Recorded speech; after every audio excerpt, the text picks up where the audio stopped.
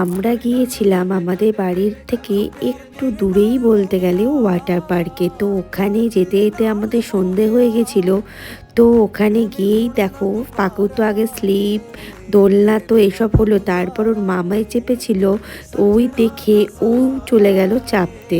তো ওর তো হবে না বুঝেই ওর মন খারাপ হয়ে গেল। দিয়ে আমরা বোটিংয়ে গেলাম, কোনোভাবে পাকুকে এখানে বসিয়েছিলাম। আর এইটা ছিল পাকুর ফার্স্ট বোটিং। তো গিয়ে তো ওর বেশ এনজয় করছিল ফার্স্টের দিকে, তারপর ওর মনে হলো যে এবার আমি জলের নিয়ে খেলবো।